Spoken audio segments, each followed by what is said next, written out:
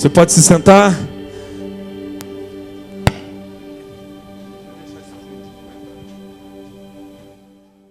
Glória a Deus.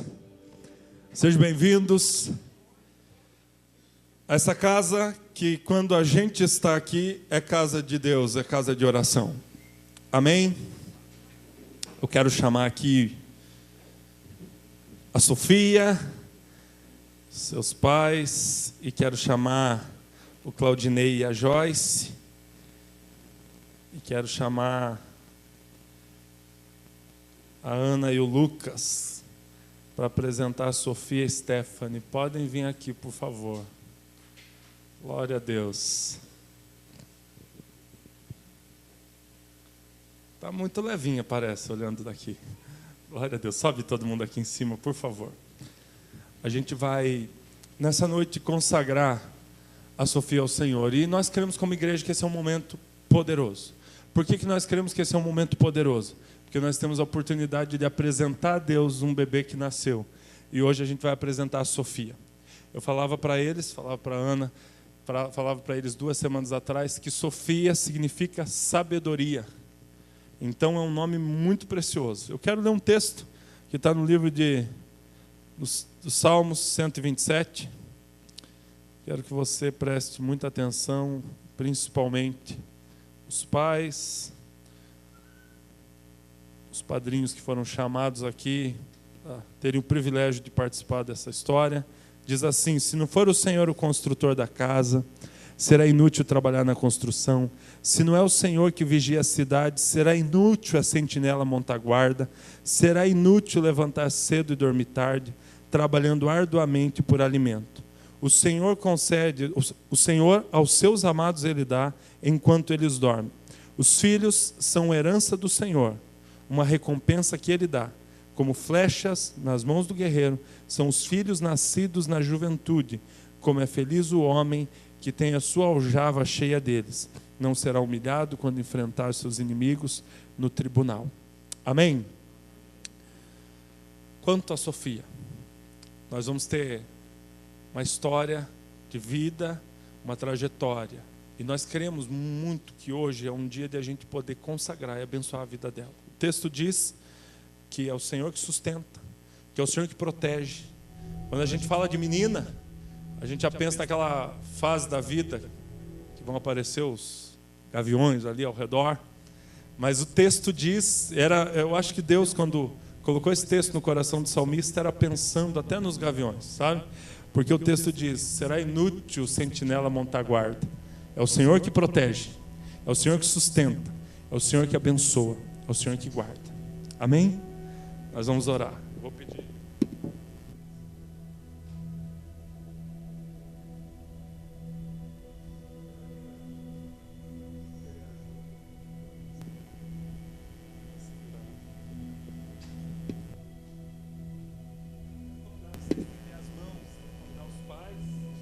Estenderem as mãos para cá, para a gente orar. Pode pôr bem pertinho. Pai, em nome de Jesus, nessa noite, Deus, nós temos o privilégio de, como igreja, Deus, apresentar um bebê ao Senhor, Pai. Porque nós sabemos, ó Deus, que cada bebê que nasce é alegria no seu coração, Deus.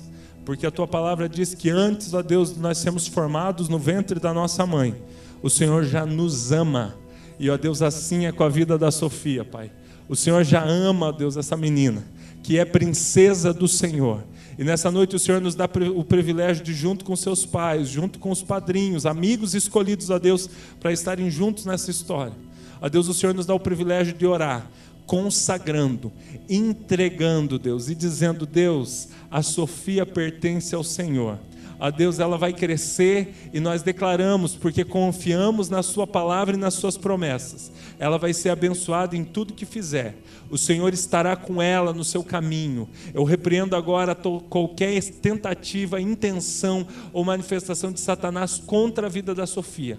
A Deus, nessa noite nós nos reunimos como igreja na autoridade do nome de Jesus, para dizer a Deus que a Sofia é separada, guardada, protegida de todo ataque do mal. A Deus, o Senhor guarde a vida da Sofia, faça ela próspera, ó Deus, em seus relacionamentos, nos seus caminhos, ó Deus, faça ela próspera, ó Deus, em tudo que ela fizer, ó Deus, que ela seja feliz e que ela tenha o privilégio e, ó Deus, a sabedoria, Deus, como o seu nome diz, de entregar a sua vida a Jesus no tempo certo, Deus, no momento que ela tiver o entendimento, que ela possa conhecer e se entregar a Jesus. Nós apresentamos ela ao Senhor, entregamos ela na tua presença, Pai, em nome do Pai, do Filho e do Espírito Santo.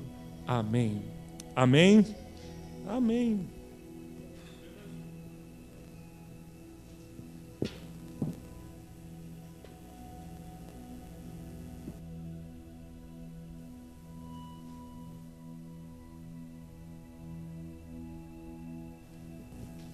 Glória a Deus. Amém? Frio e chuva é uma benção. Para a gente tirar o pijama e vir para o culto, eu quero convidar você a abrir sua Bíblia em Efésios capítulo 4. Efésios capítulo 4. A partir do versículo de número 17. A gente vai aprender algumas coisas sobre esse texto nessa noite. Entender que é de dentro para fora que a mudança acontece e não o oposto. Se você abrir sua Bíblia em Efésios capítulo 4, versículo 17 em diante, acompanhe o que o texto diz, e o texto diz assim: assim eu lhes digo e no Senhor insisto, que não vivam mais como os gentios, que viviam na inutilidade dos seus pensamentos. Eles estão obscurecidos no entendimento, separados da vida de Deus por causa da ignorância em que estão, devido ao endurecimento do seu coração. Tendo perdido toda a sensibilidade, eles se entregaram à depravação, cometendo com avidez toda espécie de impureza. Todavia, não foi isso que vocês aprenderam de Cristo? De fato, vocês ouviram falar dele, e nele foram ensinados de acordo com a verdade que está em Jesus. Quanto à antiga maneira de viver, vocês foram ensinados a despir-se do velho homem, que se corrompe por desejos enganosos, e serem renovados no modo de pensar, e revestir-se do novo homem, criado para ser semelhante a Deus em justiça e em santidade, provenientes da verdade. Amém? Pai, fala no nosso coração poderosamente, para que nós possamos, Deus, entender, ouvir, ó Deus, e temos, ó Deus, a revelação correta, o entendimento correto, ó Deus, do Teu Espírito Santo. Nós queremos, ó Deus, nessa noite, ó Deus, ouvir a Tua voz, a Tua palavra da verdade, Deus. E que o Senhor esteja, ó Deus, enchendo o nosso coração, para que o nosso coração, ó Deus, seja, ó Deus, cheio, completo, ó Deus, ministrado pelo Teu Espírito, para que nós possamos crescer em graça, ó Deus, crescer em conhecimento e entender, ó Deus, o que o Senhor está falando conosco, Pai.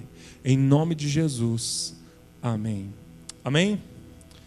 Uma coisa que a gente precisa entender nesse texto. Obrigado, tio José.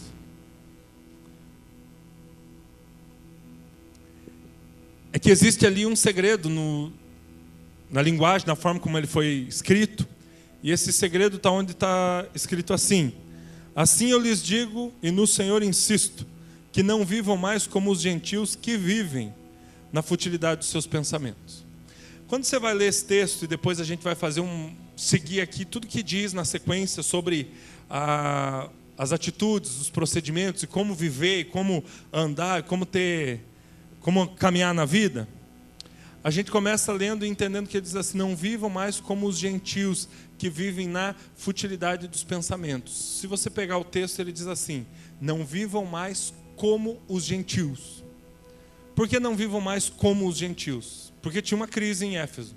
E aí esse texto, além de ser um texto voltado para a igreja de Éfeso, ele também é um texto que parece, quando você vai ver a cultura e o que eles fizeram, eles usaram esse texto em várias outras igrejas, então ele não é tão específico. Parece que Paulo enviou para muitas igrejas, e alguém pegou esse texto e enviou então direcionado para a igreja de Éfeso, talvez o próprio Paulo ou talvez outra pessoa. Mas o texto, ele é meio geral, então eu não vou dar ênfase em falar da cultura, do povo, do que acontecia em Éfeso. Ele é geral, ele vale para todo mundo.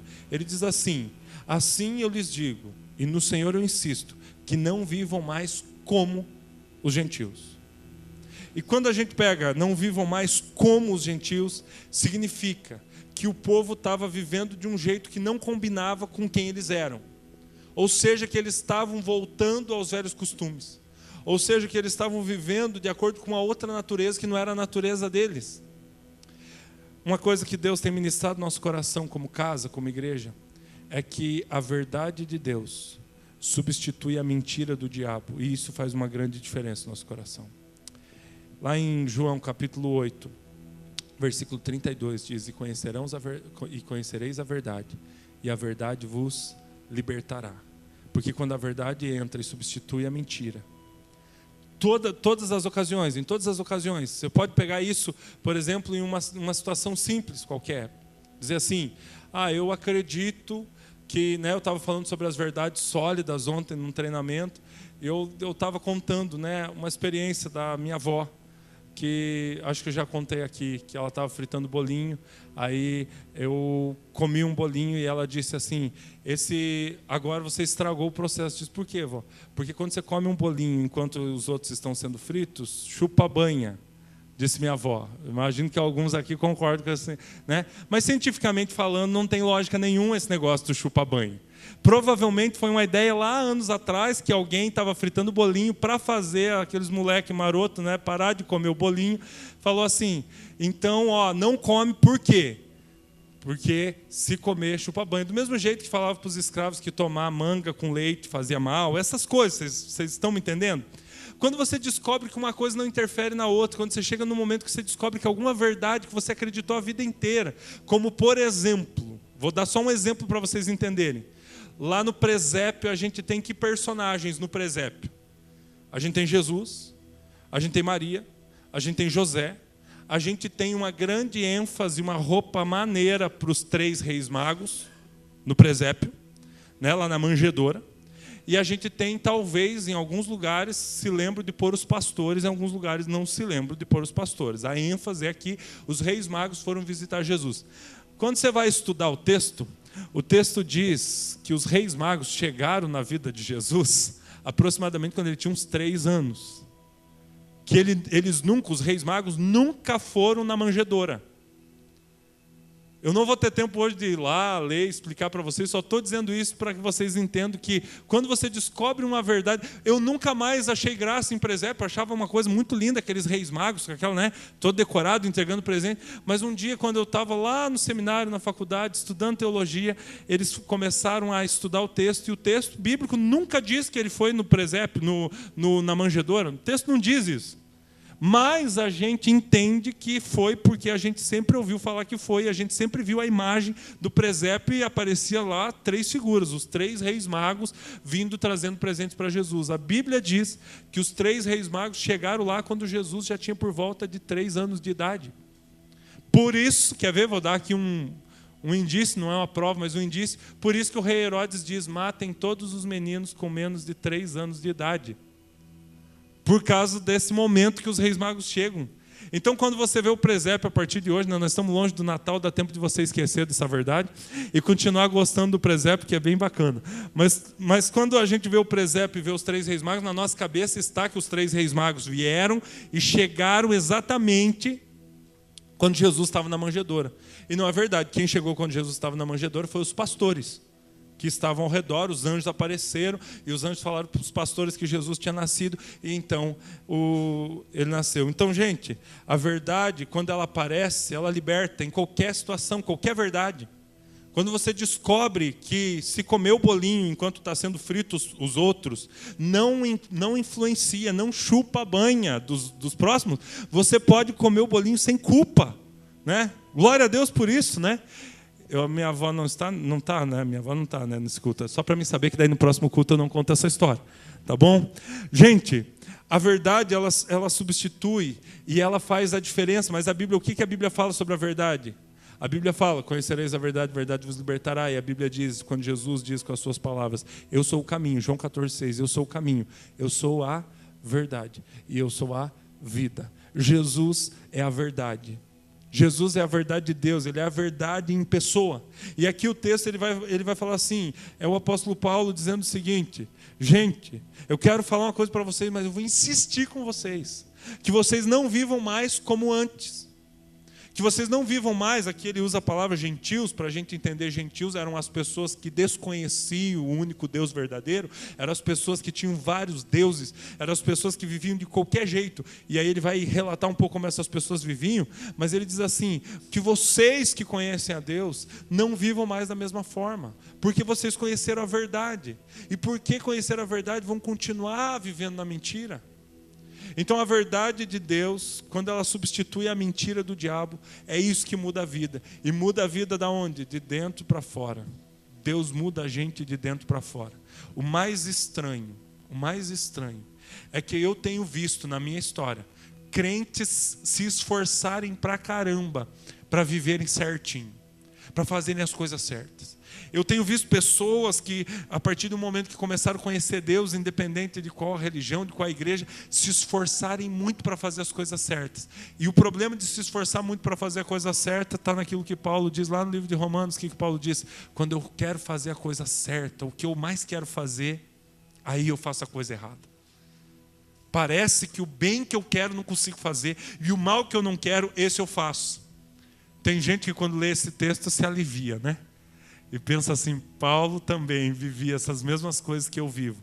Mas quando você vai entender melhor o que Paulo está querendo dizer, vai um pouco além disso. Por quê? Paulo está dizendo o seguinte, existe uma forma, existe um jeito de se esforçar para viver as coisas de Deus, sendo que a gente devia se esforçar para ser cheio de Deus. E está aqui a grande sacada, e é o grande segredo desse texto que Paulo está falando para os Efésios hoje. Ele está dizendo, gente, não vivam mais como os gentios, ou seja, não vivam mais como antes. Parem de viver do mesmo jeito, porque essas pessoas desse texto, elas entenderam, elas aprenderam sobre Jesus, elas receberam a mensagem e elas passaram a tentar viver da maneira certa. Mas o tentar viver da maneira certa, quando se frustrava, quando a coisa não dava certo, desistia. Será que tem alguém aqui nessa noite que comete pecado? Se você por acaso cometeu pecado na sua vida, você sabe qual que é a sensação. A sensação é, cometi o pecado, daí Deus veio e falou comigo, agora eu estou vivendo uma nova vida, uma nova história, agora eu me converti, que significa, eu agora não quero mais viver do mesmo jeito, para mim importa agradar a Deus. Aí eu me esforço muito e eu começo a contar os dias, quase como um dependente, né? Quando está em recuperação, eu começo a contar os dias. Hoje eu não fiz aquelas coisas erradas que eu fazia antes, e amanhã, né, eu não fiz, e mais um dia, eu não fiz, e eu não fiz. De repente, em algum dia, por algum motivo que sei lá qual, você acaba caindo. E quando você acaba caindo, qual que é a sensação? Como que você se sente quando você cai no pecado? Você se sente frustrado, você se sente arrebentado, você se sente com vergonha. E aí é como se fosse uma lâmpada mágica o pecado. O diabo aparece como o gênio da lâmpada. É como se assim, enquanto você está no processo de tentação, é quase como se o diabo ficasse escondido num canto e você só ouve a voz dele. Vai lá, vai lá, vai lá, não vai dar nada, todo mundo faz. Não dá nada, todo mundo faz. Você é ser humano, Deus perdoa, Deus é bom. Aí você cai no pecado. E quando você cai no pecado, é como se o diabo saísse de trás da moita, olhasse para você e dissesse, pecou!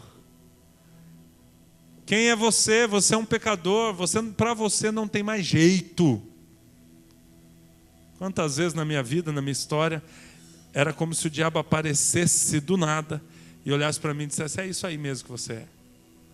E eu burro, ignorante lá no passado, e eu ficava arrasado ali, não que ficar arrasado seja, né, ignorância, mas é ignorância porque eu pensava assim, é verdade, eu tentei e não consegui, sendo que a Bíblia não fala que a vida do crente deve ser só uma vida de esforço para viver o certo, mas que a vida do crente, a vida da pessoa que quer servir a Deus, ela precisa ser uma vida com esforço. Tem esforço, mas o esforço é para ser cheio de Deus. Porque se você for cheio de Deus, se você for, sabe, se o teu interior, se a tua alma, se o teu coração estiver cheio de Deus e cheio das coisas de Deus, os comportamentos, eles vão mudando. Como que a Bíblia fala em Gálatas capítulo 5, capítulo 6, a Bíblia chama as atitudes boas, as atitudes corretas, as atitudes bonitas, sabe como que a Bíblia chama? Fruto. O que é fruto? A árvore está arraizada lá na terra. E porque a árvore está arraizada lá na terra, e ela busca os nutrientes da terra, e ela traz aquilo que a gente chama, né, de seiva, ela vai e num processo muito natural, ela produz uma flor, ela produz um fruto. O fruto, ele é quase como se os nutrientes passam pela árvore, ela produz o fruto, mas se ela não estivesse na terra, ela não produziria nada. Então grave uma coisa nessa noite no seu coração, sabe? Isso é talvez um grande segredo para você viver uma vida de santidade, porque sem santidade a Bíblia diz que ninguém vai ver a Deus. E nós estamos muitas vezes caindo nos mesmos pecados, e tentando, e eu quero falar nessa noite para a gente que está tentando, para a gente que está se esforçando, para a gente que está fazendo de tudo para se santificar. Porque essa gente é a gente boa. Por que a gente boa? Porque o perigo está naquela pessoa que acha que não tem pecados. O perigo está naquela pessoa que acha que pecado é só pecado sexual. Perigo que aquela pessoa que acha que o pecado é só aqueles pecados bem graves que ela considera graves, porque para Deus não existe. Lembra da musiquinha que quando a gente era criança? Pecado, pecadinho, pecadão. Isso não tem pecado pequeno, não tem pecado grande. Para Deus pecado é pecado, porque todo e qualquer pecado foi a razão por Jesus ter morrido na cruz do Calvário. Então eu quero falar nessa noite para uma igreja, e eu tenho essa expectativa de vocês, uma igreja que está lutando para vencer os pecados, uma igreja que está se esforçando, para pessoas que estão tentando amanhã, né, segunda-feira começa o dia, tentando fazer a coisa certa, tentando acertar, tentando corrigir, tentando acertar o alvo, porque pecado é errar o alvo. Então eu quero falar para uma igreja que está se esforçando, mas que nesse esforço se frustra, que nesse esforço cai, que nesse esforço estoura, explode, perde a paciência, cai nas tentações. Então eu quero que você entenda um pouco desse texto. A gente vai dar uma mergulhada nesse texto de Paulo aos Efésios, mas eu quero que você entenda que Deus não quer que você se esforce para vencer o pecado. Deus quer que você se esforce para ser cheio dele. E ser cheio de Deus é muito difícil. Por que ser cheio de Deus é muito difícil? Para ser cheio de Deus, eu preciso me esvaziar de mim. Para ser cheio de Deus, eu preciso me esvaziar das coisas desse mundo.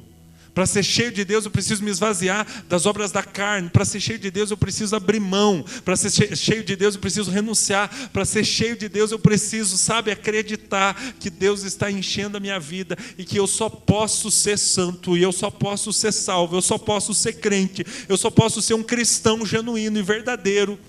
Eu só posso ser um homem ou uma mulher de Deus se Deus produzir isso na minha vida. Então, nós estamos fazendo força no lugar errado. Por que nós estamos fazendo força no lugar errado? Porque a gente está se esforçando para ser certinho, sendo que a gente tinha que se esforçar para ser cheio de Deus, sendo que a gente tinha que gastar nossa energia, o nosso esforço para se alimentar da palavra, da seiva, do alimento, sendo que a gente tinha que colocar a nossa energia. Gente, nós estamos colocando a nossa energia na tentativa de sermos bons sozinhos.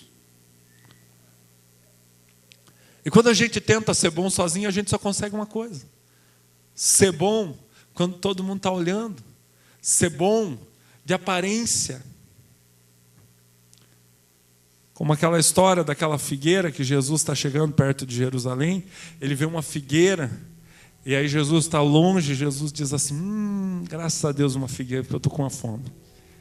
E a figueira está bonita, frondosa, cheia de folhas. Se ela estava cheia de folhas, provavelmente tinha que ter, né, pela lógica, pela época, pelo formato da figueira, tinha que ter frutos. Mas quando Jesus chega perto da figueira, Jesus vê que não tem fruto na figueira. Quando a gente tenta no lugar errado, da forma errada, do jeito errado, quando a gente tenta pelo esforço da gente mudar, a gente se frustra. E eu estou falando nessa noite para pessoas que já se frustraram muito na vida, é ou não é? Você já se frustrou tentando fazer a coisa certa? Você já se frustrou tentando acertar? Você já teve aquela aparição demoníaca de Satanás na sua vida? Ah, seu pecador, te peguei. Você já veio para o culto querendo cantar e ouvindo a voz de Satanás dizendo, né, no seu ouvido: quem é você? Quem é que você pensa que você é? Eu sei o que você faz, você é um pecador. Por isso que o apóstolo Paulo ele começa de um jeito, dizendo assim: meus irmãos, eu vou falar um negócio para vocês, mas eu vou insistir com vocês, porque se isso daqui acontecer na vida de vocês, vocês vão, sabe, descobrir o segredo de como viver. Ele diz: não vivam mais como os gentios. Daí ele passa a falar não mais dos cristãos agora, ele passa a falar dos gentios. E ele fala algumas características dos gentios. Ele diz o seguinte: primeiro, futilidade dos seus pensamentos. Gente, se você for fazer uma limpa nos seus pensamentos e tirar da sua mente tudo que é fútil, tirar do seu coração tudo que é fútil, você vai descobrir que tem muita coisa fútil aí, muita coisa sem sentido. Você já parou para pensar quantos pensamentos você pensa por dia que eles não têm sentido nenhum? Que você está pensando porque existe uma mídia, que você está pensando porque existe uma cultura, que você está pensando porque alguém colocou isso na tua cabeça. De alguma forma sutil, Satanás conseguiu colocar isso na tua cabeça. Você já parou para pensar? Vamos pensar quantos pensamentos inúteis a gente tem. Quantos pensamentos que não produzem nada, mas que são pensamentos inúteis. Então o apóstolo Paulo diz: gente, vocês não podem mais viver como aquele povo, ou como vocês viviam antes. Vocês não podem mais viver dando ênfase e deixando a mente de vocês ser fútil, pensando em coisa fútil. Ele fala: vocês não podem mais fazer isso. Depois ele diz assim: vocês não podem mais viver daquele jeito, daquelas pessoas, da forma que vocês viviam antigamente, com o coração obscurecido, ou seja, cegado, sem entendimento, sem sabedoria. E depois ele diz: vocês não podem viver separados da vida de Deus. Ou vocês não podem viver com o coração endurecido. Então o apóstolo Paulo estava dizendo assim: gente, o que é isso?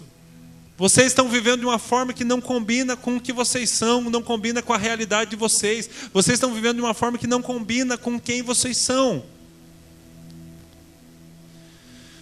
E aí ele chega num ponto que ele diz assim: vocês não podem viver como antes, quando vocês tinham perdido a sensibilidade e se entregado a toda qualquer depravação, a todo qualquer comportamento, a toda qualquer atitude.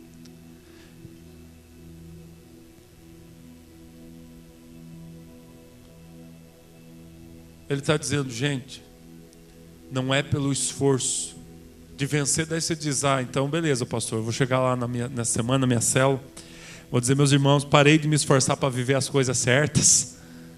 Agora o pastor falou que eu não preciso me esforçar para fazer tudo certinho. Primeiro ponto que a gente precisa entender: nós não somos salvos por aquilo que nós fazemos. Nós somos salvos pela graça. Nós somos salvos pela graça. A graça é um favor que nós não merecemos. Então, se nós somos salvos, é pela graça. É um favor que a gente não merece.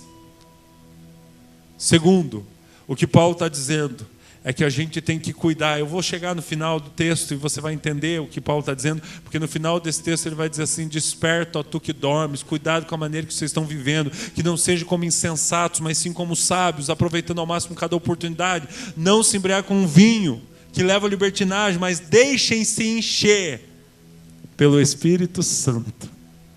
Então Paulo estava querendo dizer nesse texto todo, e o que a gente está debatendo nessa noite, ele está querendo dizer assim: gente, para de tentar fazer a coisa certa com a tua força, do teu jeito, com o teu esforço. Sabe por que você se frustra quando você peca? Sabe por que você fica tão arrasado quando você cai, quando você erra? Eu trabalhei com os dependentes químicos há alguns anos. E a pior fase do ano era a virada do ano. Por que era a pior fase? Eu me lembro de um senhor que chegou para mim, ele era dependente, né, do álcool, e ele chegou para mim no mês de janeiro, e ele disse assim: Jonathan, eu não me lembro agora quantos anos ele estava longe do álcool, mas ele falou assim: Jonathan, eu estava conseguindo, cara. Eu já vinha há muitos anos que eu estava longe do álcool, mas na virada do ano minha família alugou uma casa na praia. E eles alugaram uma casa na praia, e nas festas de final de ano, alguns deles tomaram então a sua cervejinha lá, a sua cerveja, né, e tal. E ele disse para mim, ele me relatou, um senhor já, ele me relatou assim, com todo cuidado, assim, me contando, dava para ver a tristeza nos olhos, e ele disse assim: no outro dia de manhã, eu acordei, e quando eu acordei, eu levantei e todo mundo estava dormindo, e eu estava sozinho na casa. Eu andei de um lado para o outro, e eu não aguentei. O desejo de tomar aquela cerveja foi mais forte que eu. E aí ele falou para mim no começo do ano: agora eu estou começando tudo de novo, minha jornada. Estou começando de novo. Gente, eu conheci, né, dentro desse processo, trabalhando com dependente de álcool, eu conheci pessoas, nós falamos hoje de manhã ainda aqui na reunião dos líderes de célula, nós falamos sobre a reunião do Alcoólicos Anônimos. Eu disse que nossos líderes de célula, nós comentamos isso com alguns, nós tínhamos que ir lá ver como que eles fazem a reunião, para aprender a lidar com os nossos pecados, para aprender a lidar com a nossa vida, com aquilo que a gente precisa mudar, com aquilo que a gente precisa, né, com a responsabilidade que a gente tem. Eu vi pessoas que iam lá e diziam assim: eu estou há 40 anos livre do álcool. Eu tive essa oportunidade. E diz assim: mas eu estou vivendo um dia de cada vez. Não me conto como um vencedor. Eu venci 40 anos até aqui, mas agora eu tenho que ter força para amanhã vencer de novo. O que o apóstolo Paulo está dizendo é que o esforço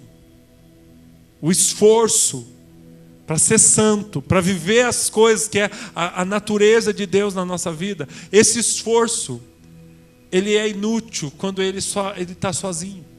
Por que ele é inútil? Porque quando eu me frustro, eu me afundo. Quando eu me frustro, Satanás vai fazer questão de dizer para mim assim: está vendo? Você caiu, então agora que caiu, para de ser hipócrita, se afunda no pecado. E a gente acaba se afundando no pecado, e a gente acaba se afundando em tudo isso. E aí ele fala: perde a sensibilidade.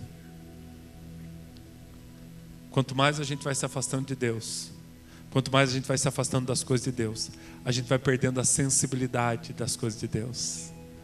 A gente vai perdendo o coração sensível. E aí Paulo começa a dizer o seguinte: gente, vocês precisam se despir do velho homem e se vestir do novo homem. E Paulo, durante esse texto, ele está querendo deixar claro aos irmãos que iam ler esse texto, e o Espírito Santo falando para nós nessa noite, que nós vamos ter que entender que existe um velho homem e um novo homem, e que tem coisas que não combinam com o novo homem, mas para vencer essas coisas eu preciso ser cheio do Espírito Santo. Vamos a essas coisas, e eu vou passar uma por uma para a gente. Vou procurar tentar falar todas as coisas e a gente conseguir falar de tudo isso nessa noite. Primeira coisa, ele diz: portanto, cada um de vocês deve abandonar a mentira e falar a verdade ao seu próximo. Há uns anos atrás eu comecei a identificar na minha vida que eu tinha problema com mentira. Como assim, pastor? Exatamente, mentiroso, mentia. Vou contar uma história aqui de pecado para vocês, daquelas bem feias, que faz bem para o meu ego, né? Para que ele morra, e faz bem para você que também tem problema com mentira entender. Eu namorava com a Daiane, não gostava de estudar. É uma ironia eu ser um professor hoje. Não gostava nada de estudar, não tinha uma cultura de... Não tinha cultura, não tinha... Não estava nem aí, era um piazão, não estava nem aí com as coisas. Mas a Daiane vinha de uma outra cultura, de um outro pensamento. A Daiane valorizava muito estudar. Eu acho que ela estava muito preocupada que o namorado dela estudasse, né? Porque, afinal, dependia até um pouco do futuro dela. E eu me lembro que um dia eu não fui, na verdade, para a escola. Faltei na aula.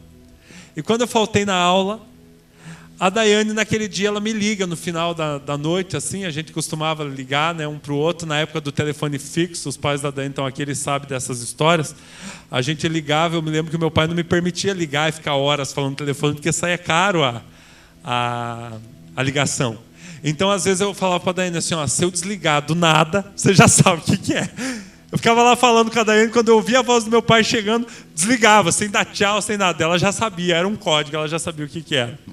Gente, eu me lembro que naquele dia a Daiane me ligou e a Daiane disse para mim assim, amor, como que foi a aula hoje?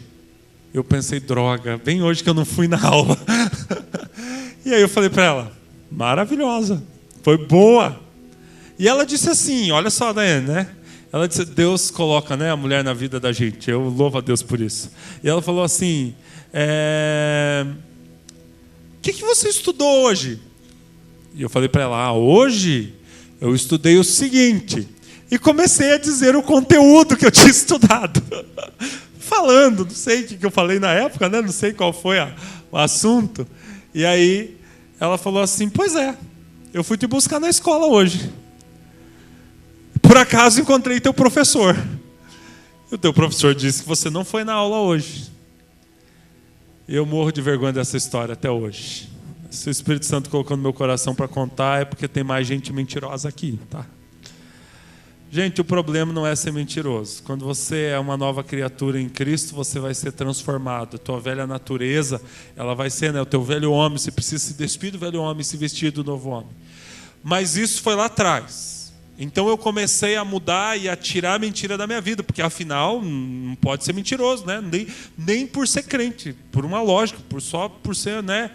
A nossa sociedade condena quem é mentiroso. O que aconteceu? Eu comecei a parar de mentir as mentiras que eu mentia antes, e eu comecei a mentir só as mentiras que socialmente são bem aceitas. Você sabe que tem as mentiras que socialmente são bem aceitas? Aquelas mentiras mais comuns.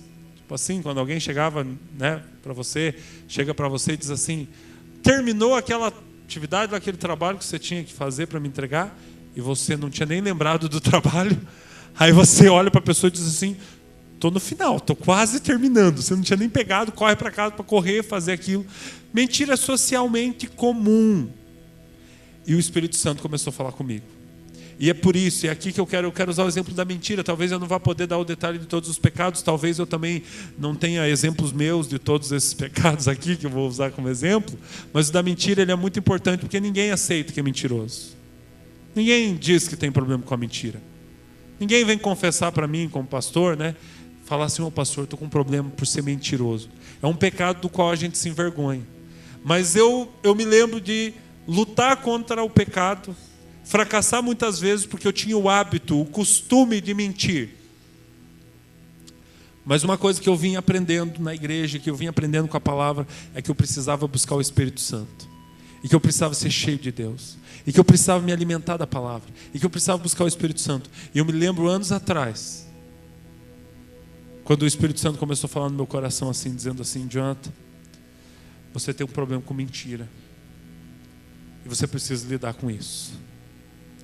Você precisa deixar o Espírito Santo. É o próprio Espírito Santo falando que eu tinha que deixar o Espírito Santo mudar de dentro para fora. E querido, sabe o que acontece quando o Espírito Santo fala com você no mais íntimo, no mais profundo? Você começa a fazer algo que é o passo mais importante para você ser curado de qualquer pecado.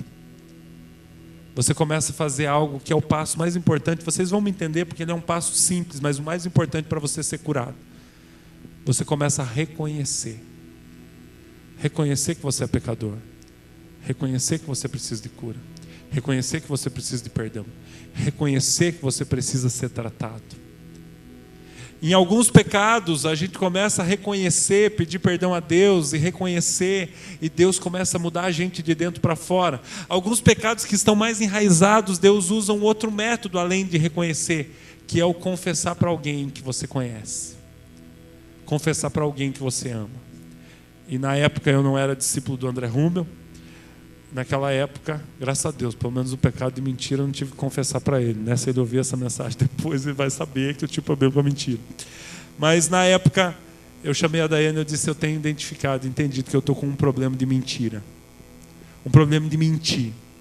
Você acha que é simples? Não é simples. Reconhecer é o passo mais difícil. Eu não conheço ninguém que reconhece que é orgulhoso.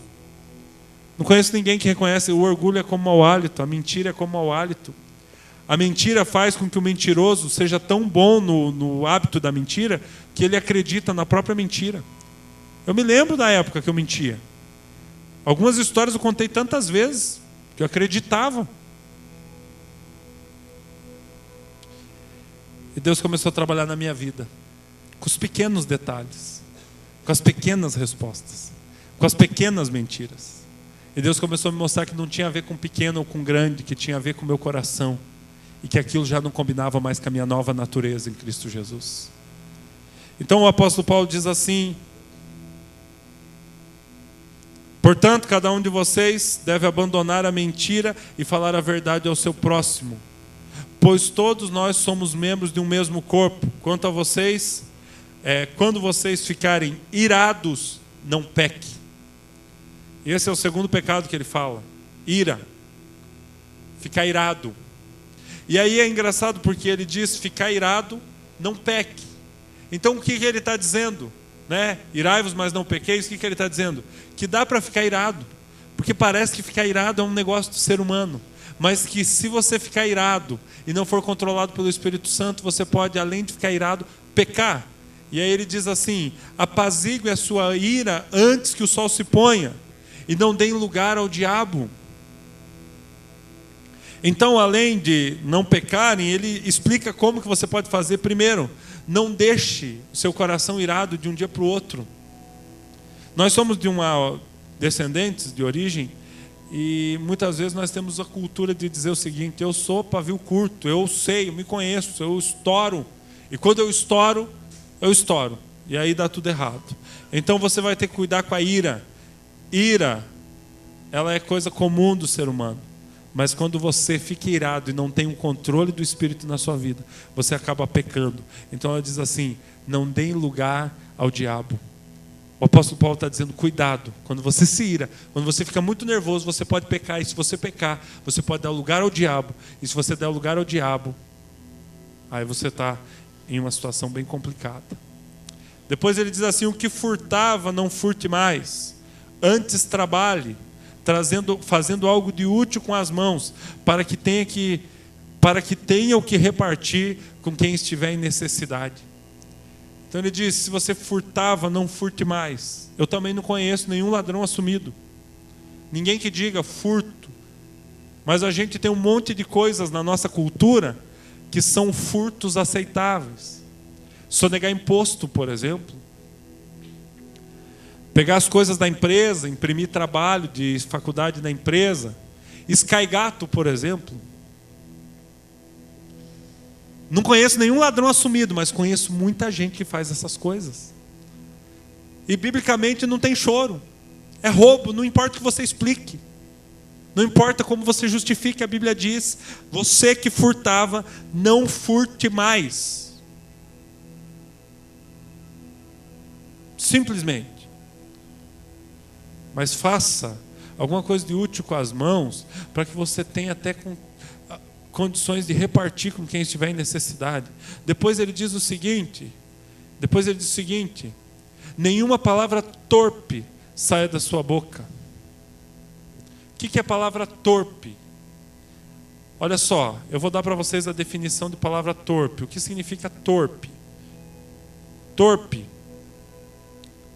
imoral, pervertida, depravada. Isso é a palavra torpe. Falar palavrão, falar coisas com linguajar de baixo escalão. O texto está dizendo: nenhuma palavra torpe saia da boca de vocês, mas apenas o que for útil para edificar os outros conforme a necessidade das pessoas. Nós vamos ter que tomar muito cuidado com isso, porque nós também temos o costume de, por causa da nossa cultura, por causa daquilo que a gente vem, está acostumado a falar a palavra torpe. Inclusive eu convivo com muita gente que não conhece a palavra, que não anda na palavra, que não está sendo cheio do Espírito Santo. E eu vou dizer para vocês, gente, o linguajar deles, até para cumprimentar a gente, eu não. Porque como eles sabem que eu sou crente, como eles sabem da minha postura, do meu posicionamento, parece que eles têm até medo de falar bobagem para mim. Mas muitas vezes, sabe, desde o cumprimento, em tudo que fala, é torpe. Cuidado para que você não fale palavra torpe, palavra imoral, depravada, que você tenha esse cuidado. E depois ele diz assim, quando ele fala a palavra torpe, não fale em palavra torpe, ele diz assim na sequência, o apóstolo Paulo: não entristeçam o Espírito Santo de Deus, com o qual vocês foram selados. Mas só falei lá um palavrão, mas só falei lá uma coisa. Tem gente aqui, gente, que tem costume de falar no dia a dia, no normal. O apóstolo Paulo está dizendo: não vivam como antes, não vivam como as pessoas que não conhecem a Deus, não vivam como as pessoas que estão longe de Deus. Ele diz: não fale palavra torpe, porque o Espírito Santo, daí ele dá um toque muito claro: não entristeça o Espírito Santo de Deus, com o qual vocês foram selados. Ele está lembrando: o Espírito Santo habita em você. Você está entendendo? Quem crê em Jesus, o Espírito Santo mora em você. O Espírito Santo está com você, por isso que você não pode pecar. Você não tem que parar de pecar, porque você, se parar de pecar e for bonzinho, você vai ganhar uma bicicleta no final do ano. Se você parar de pecar e for bonzinho, você vai para o céu. Ele está dizendo: vocês não podem pecar, porque o Espírito Santo mora em vocês. Vocês são cheios do Espírito Santo e Deus é santo. Quando a gente discute se o pecado ou a ausência de pecado é o motivo pelo qual a gente é salvo ou pelo qual a gente vai para o inferno, as pessoas ficam numa crise: mas então não é meus atos de santidade que me levam para o céu? Não, é pela graça. Mas então por que eu devo ser santo? Criatura, o Espírito Santo mora em você. A Bíblia está dizendo que quando você crê em Jesus, você é regenerado e você é transformado no templo do Espírito Santo e você passa a ser cheio do Espírito Santo. Eu não sei se a gente está conseguindo entender isso do jeito que deveria ser. O Espírito Santo está em mim, eu não posso mais falar palavrão. Por que eu não posso mais falar palavrão? Porque o Espírito Santo é santo e ele mora em mim. Vamos continuar para ver o que mais eu não devo fazer. Aí ele diz: livrem-se de toda amargura, indignação, repete a ira aqui, tá? Ira e gritaria e calúnia e maldade. Se vocês quiserem acompanhar o que eu estou falando, eu estou continuando o texto. Estou em Efésios capítulo 4, do 17 em diante, eu estou continuando o texto que a gente leu no começo. E aí ele fala, gente, sobre amargura. Um coração cheio de amargura, que não perdoa, que carrega a mágoa lá de trás. Sabe qual que é a explicação para um coração cheio de amargura? Um coração cheio de amargura é aquele coração que, por causa de algum problema que ele viveu, algum trauma, alguma marca, alguma mágoa que ele viveu na vida, ele amargou e passou a ser amargo. Diz: abandone a indignação. Interessante o que ele está dizendo: livrem-se de toda indignação. Estou indignado o tempo inteiro. Com tudo eu estou indignado, eu só fico indignado, eu estou o tempo todo indignado. Ele está dizendo: se livre disso. E depois ele diz: se livre da ira. E aqui ele diz uma coisa que é forte: se livre da gritaria.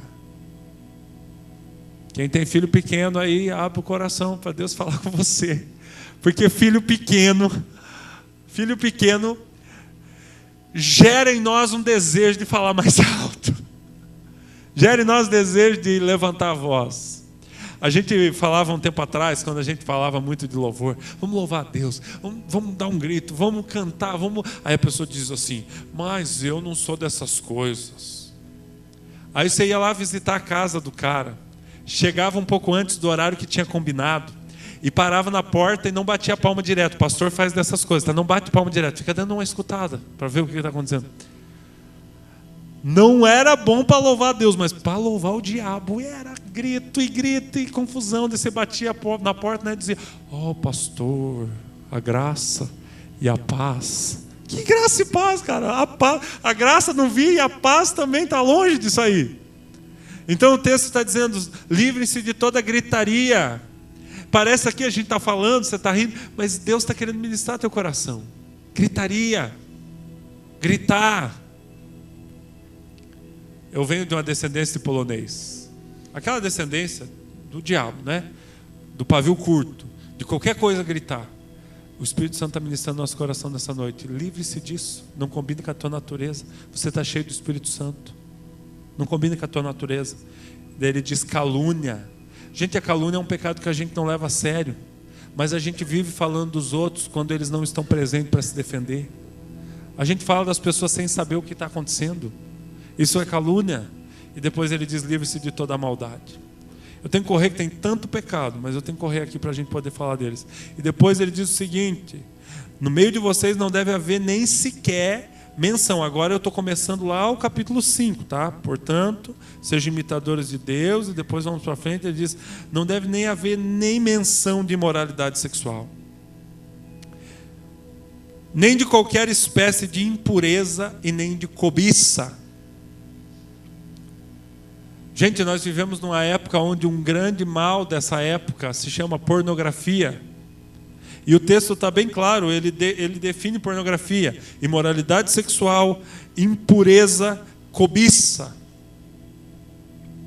E ele está dizendo: vocês, no meio de vocês não tem que ter nem menção disso, vocês não podem viver isso, se livrem dessas coisas. Essas coisas, olha só o que diz: cobiça, pois essas coisas não são próprias para os santos. Isso não combina com você. Você creu em Jesus, você foi cheio do Espírito Santo, o Espírito Santo habita em você. Você não pode estar envolvido com o pecado de pornografia. Você tem que ser livre desse pecado.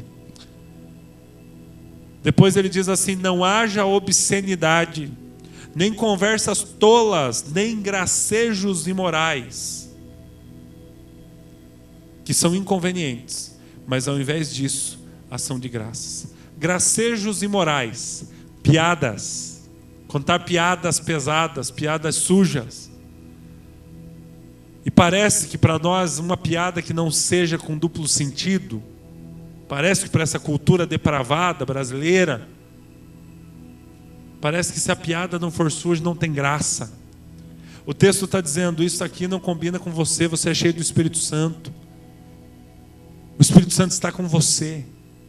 Aonde você vai, o Espírito Santo está com você, ele te enche. Então, cuidado, fuja das piadas, olha só, da obscenidade. Gente, nós vamos ter que cuidar da forma como a gente fala.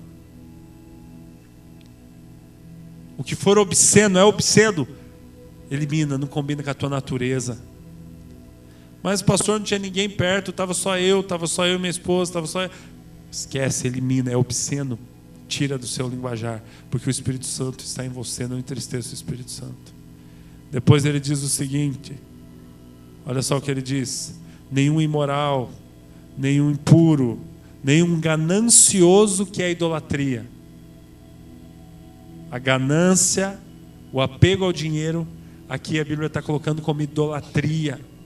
Quando eu tenho a expectativa de que o meu dinheiro é a minha proteção, de que se eu não ganhar dinheiro eu não vou ser feliz, de que se eu não ter os bens eu não vou ser feliz, é idolatria. Então ele está dizendo: esse pessoal não vai entrar, não tem, não vão herdar o reino de Cristo e de Deus. Que ninguém os engane com palavras tolas, é por causa dessas palavras que a ira de Deus vem sobre os que vivem na desobediência. Portanto, não participem dessas coisas. Porque outrora vocês eram trevas, mas agora são luz no Senhor. Vivam como filhos da luz. E daí ele diz o seguinte: por isso é que foi dito: desperta, ó tu que dormes, levanta dentre os mortos, e Cristo resplandecerá sobre ti. Tenha cuidado com a maneira como vocês vivem, para que não seja como insensatos, mas como sábios, aproveitando o máximo cada oportunidade, porque os dias são maus. Portanto, não sejam insensatos, mas procure compreender qual é a vontade do Senhor. Não se embriaguem com o vinho, que leva à libertinagem, mas deixem-se encher pelo Espírito. Ele começa dizendo: vocês estão vivendo de um jeito que não combina com o que vocês são, com quem vocês são. Vocês estão vivendo de uma forma que não combina com a identidade de vocês. Aí ele começa a dizer como: por causa da mentira, da ganância, da inveja, da ira, disso, e ele vai fazendo uma lista de alguns pecados que naquela época, naquele momento estavam em alta. E depois ele diz assim: desperta tu que dormes, levanta dentre os mortos, não viva como insensato, não se embriague com vinho. Gente, quando fala que não se embriague com vinho, não se trata só da bebida. Quando fala que não se embriague com vinho, sabe o que quer dizer? Quer dizer, que você não esteja se enchendo de coisas que estão te embebedando, te deixando cego, sem noção, perdendo, tirando de você, como diz no começo do texto, a sensibilidade das coisas de Deus. Ele diz, mas se enche do Espírito. Se enche do Espírito. Seja cheio do Espírito. E eu quero, para terminar a nossa mensagem dessa noite, eu quero dizer o seguinte para você.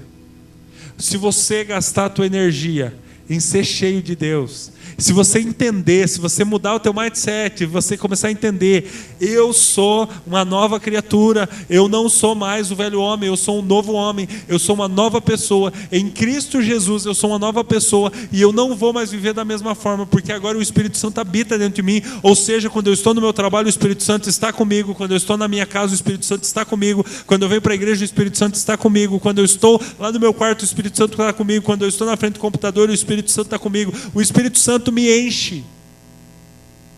Quando eu entendo isso, o Espírito Santo me muda de dentro para fora.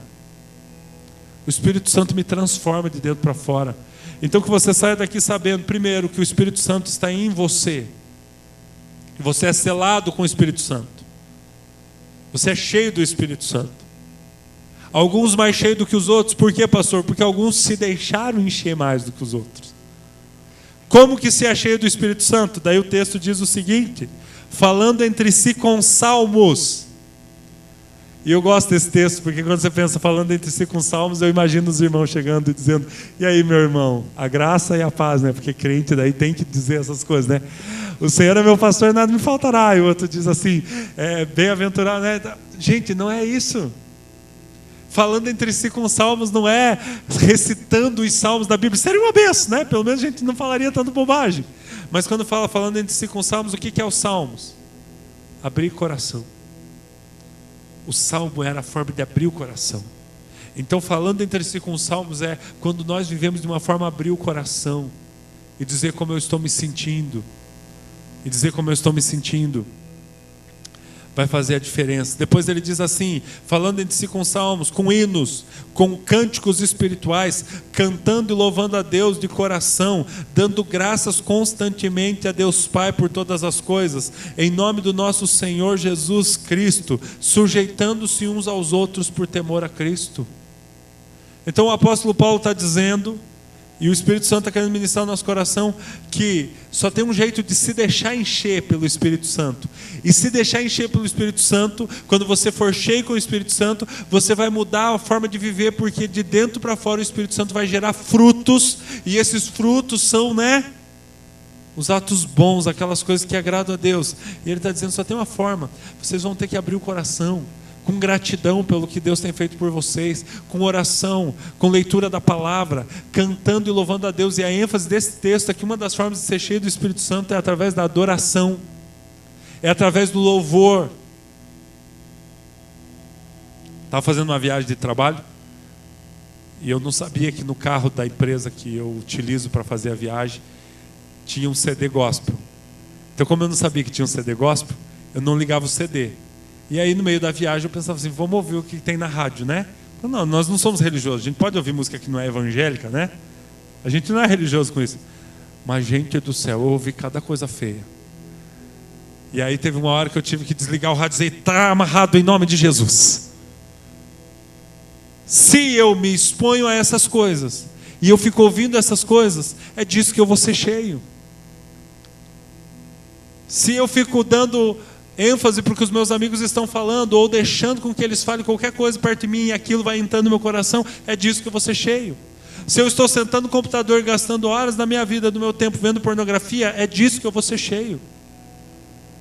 Se eu estou só assistindo televisão, só vendo notícias, só vendo o Facebook, só vendo aquilo que está vindo ali, é disso que eu vou ser cheio.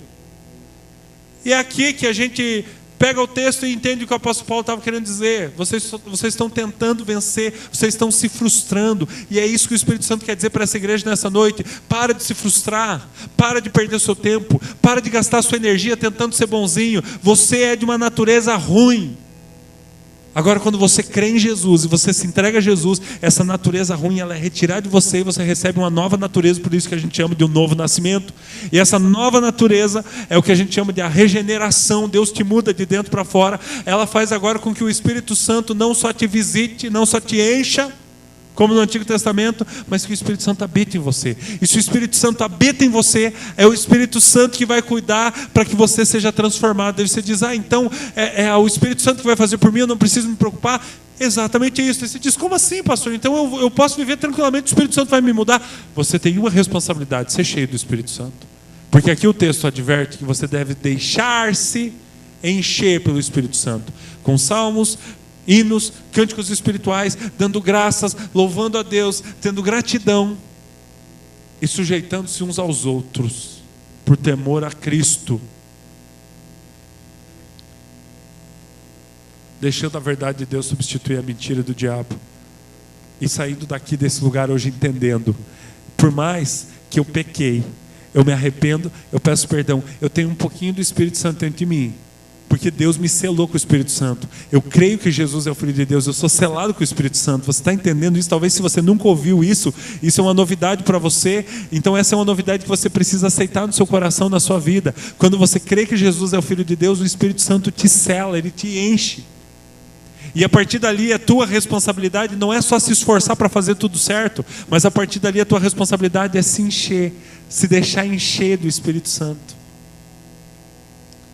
Porque se você for cheio do Espírito Santo, se você for totalmente cheio do Espírito Santo, sabe o que vai acontecer? As suas atitudes elas vão mudar, porque a sua mente vai mudar. E é aí que diz o texto, lá em Romanos capítulo 12, versículo 2. Não vos conformeis com esse mundo, mas transformai-vos pela renovação da sua mente. Gente, Deus quer mudar você de dentro para fora. Deus quer te ajudar com todos os desafios, com todas as suas tentações. E Deus quer fazer de você um vencedor. E vai chegar um momento da sua vida, eu creio, quero profetizar isso, que você vai vencer os pecados. E você não vai nem saber como que isso está acontecendo, mas você vai glorificar Deus e dizer, Deus, alguma coisa aconteceu dentro de mim, porque agora eu estou vivendo uma vida de santidade. E eu sinto que isso está acontecendo pela graça. E por isso que o texto diz, com ações de graças, com gratidão no coração, sujeitando-se uns aos outros, vivendo em santidade, porque o Espírito Santo te muda de dentro para fora. Amém? Quero convidar você a ficar em pé. Quero convidar você a fechar os teus olhos.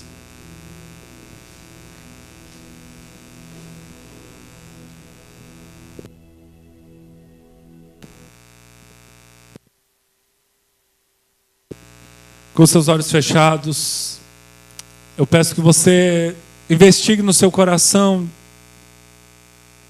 quais áreas que você tem se esforçado para vencer.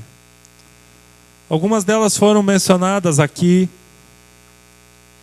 Algumas delas foram faladas aqui durante essa mensagem. Talvez algumas delas não foram mencionadas, mas o Espírito Santo já vem ministrando seu coração. Eu quero que você entenda algo muito importante nessa noite. Em nome de Jesus, que você precisa gastar a tua energia para deixar o Espírito Santo te encher. Se você ainda não tem uma aliança com Jesus, se você não tem uma aliança com Cristo, se você não deixou ainda o Senhor te encher, se você não, você diz, Jonathan, como que eu vou viver esse negócio? Nem sabia que era assim que funcionava. E você quer aceitar Jesus no teu coração nessa noite, você quer deixar o Espírito Santo habitar em você nessa noite, e você crê que Jesus é o Filho de Deus, e você crê que Ele é o Salvador do mundo, e você crê que Ele morreu pelos teus pecados, eu peço que você levante a sua mão onde você está. Só levante uma das suas mãos para que eu saiba onde você está e possa orar por você. Aleluia. Glória a Deus. Quem levantou a mão, segura ela aí levantada. Eu quero orar por você. Pai, nessa noite em nome de Jesus, ó Deus, cada pessoa que está com a sua mão levantada, Deus, nesse lugar, Pai, ela está dizendo, Deus, eu não conhecia algumas dessas verdades, mas eu quero ser cheio do Espírito Santo, eu quero ter Jesus morando em mim, eu quero ser transformado. Deus, em nome de Jesus, muda a realidade interna de cada pessoa nessa noite.